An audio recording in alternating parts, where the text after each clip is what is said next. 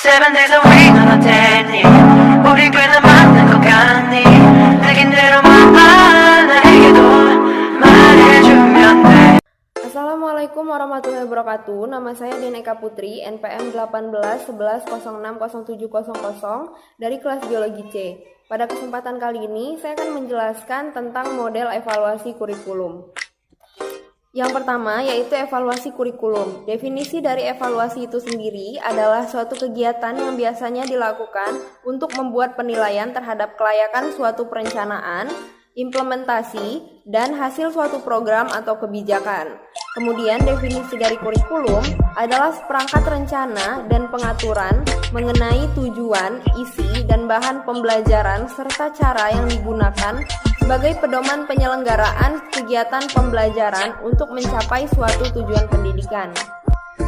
Pada pasal 1 ayat 19 Undang-Undang Nomor 2 Tahun 2003 tentang Sistem Pendidikan Nasional, definisi dari evaluasi kurikulum adalah serangkaian kegiatan terencana, sistematis, dan sistemik dalam mengumpulkan dan mengolah informasi, memberikan pertimbangan dalam pengambilan keputusan untuk menyempurnakan kurikulum. Nah, kemudian pada pasal 1 ayat 1 Undang-Undang Nomor 159 Tahun 2014 tentang evaluasi kurikulum, definisi dari evaluasi kurikulum adalah upaya untuk menentukan tingkat perubahan yang terjadi pada hasil belajar.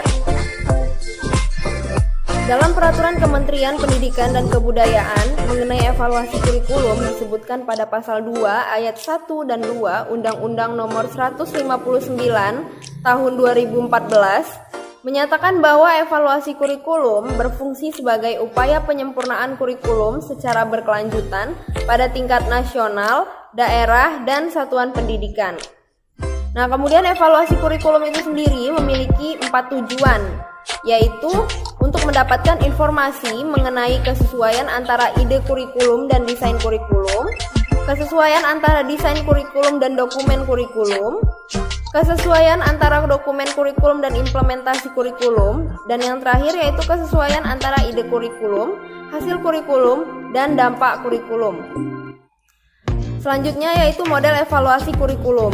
Model evaluasi kurikulum merupakan kerangka konseptual dan operasional yang digunakan untuk mengevaluasi perangkat dokumen, buku, pelatihan, pendampingan, dan monitoring untuk kelancaran pelaksanaan pembelajaran. Model pendekatan kurikulum terbagi menjadi 2 berdasarkan pendekatan. Yang pertama yaitu pendekatan kuantitatif dan yang kedua pendekatan kualitatif.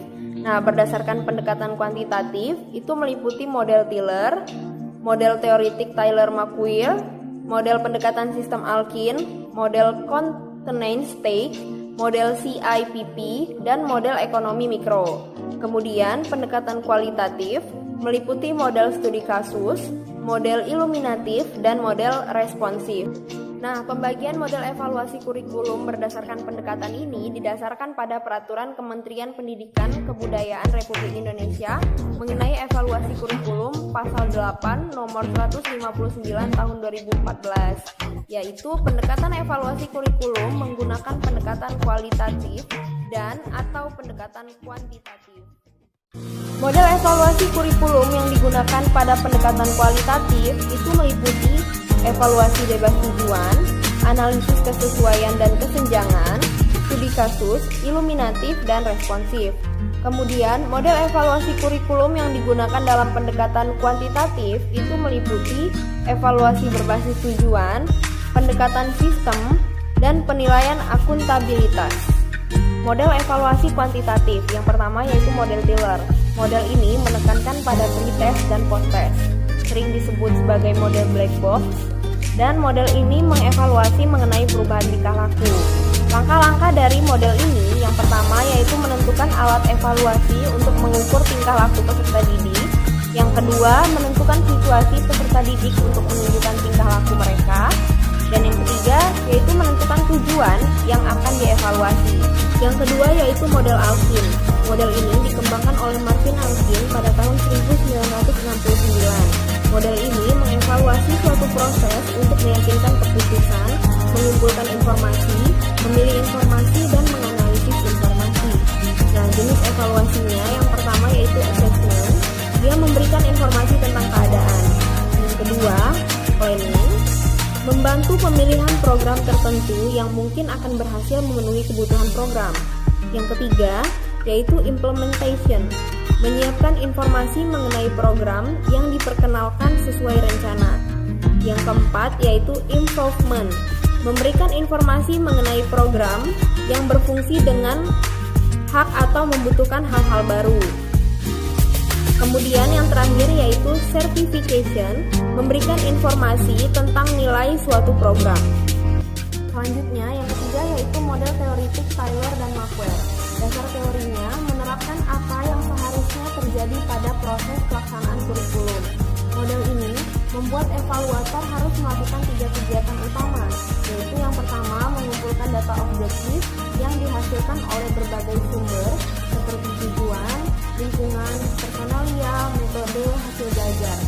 Dan yang kedua yaitu mengumpulkan data yang jadi hasil pertimbangan individual terutama tentang kualitas tujuan, masukan, dan hasil belajar. Dan kegiatan yang ketiga yaitu evaluator harus mengevaluasi pengembangan tujuan behavioral menjadi pengalaman pribadi.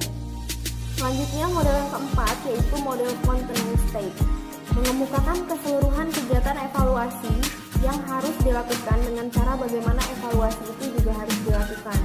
Kemudian yang kelima yaitu model CIPP, dikembangkan oleh Staffel Beam. Nah, dia evaluasinya yang pertama yaitu konteks, di mana evaluator harus memahami konteks evaluasi yang berkaitan dengan perencanaan, identifikasi kebutuhan, dan tujuan program. Kemudian evaluasi yang kedua yaitu input, berupa berbagai hal yang berpengaruh pada aspek proses pelaksanaan evaluasi. Dan yang ketiga yaitu proses, dia berkaitan dengan implementasi atau pelaksanaan dari suatu program agar dapat terlaksana dengan baik. Dan yang terakhir, produk, dia berupa hasil evaluasi yang digunakan untuk menentukan keputusan yang akan dibuat selanjutnya. Model evaluasi kualitatif yang pertama yaitu model studi kasus. Nah, model ini memusatkan perhatiannya kepada kegiatan pengembangan kurikulum di satu satuan pendidikan. Kemudian, data yang dikumpulkan adalah data kualitatif dengan deskripsi.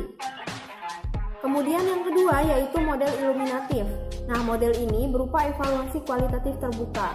Model ini juga tujuannya yaitu untuk mempelajari secara cermat dan hati-hati terhadap pelaksanaan sistem, faktor-faktor yang mempengaruhinya, kelebihan dan kekurangan sistem, dan pengaruh sistem terhadap pengalaman belajar siswa. Hasil evaluasi dari model ini, dia lebih bersifat deskriptif dan interpretasi, bukan pengukuran atau prediksi. Kemudian, objek evaluasi dari model ini yaitu mencakup latar belakang dan perkembangan sistem, proses pelaksanaan sistem, hasil belajar siswa, kesukaran-kesukaran yang dialami dari perencanaan sampai dengan pelaksanaan, termasuk efek samping dari sistem itu sendiri. Nah, pada model ini ada tiga evaluasi yang harus ditempuh, yaitu observe, inquiry further, dan seek to explain.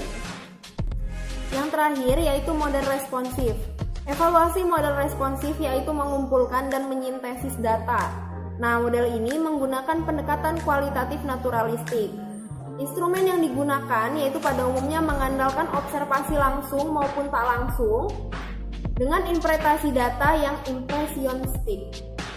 Kemudian, langkah-langkah dalam model ini dalam melakukan evaluasinya itu meliputi observasi, merekam hasil wawancara, mengumpulkan data, mengecek pengetahuan awal siswa, dan mengembangkan desain atau model. Baiklah, sekian penjelasan saya mengenai model evaluasi kurikulum. Saya ucapkan terima kasih. Wassalamualaikum warahmatullahi wabarakatuh. 7 days a week 눈 어땠니 우린 꽤나 만든 것 같니 내게 내려와 나에게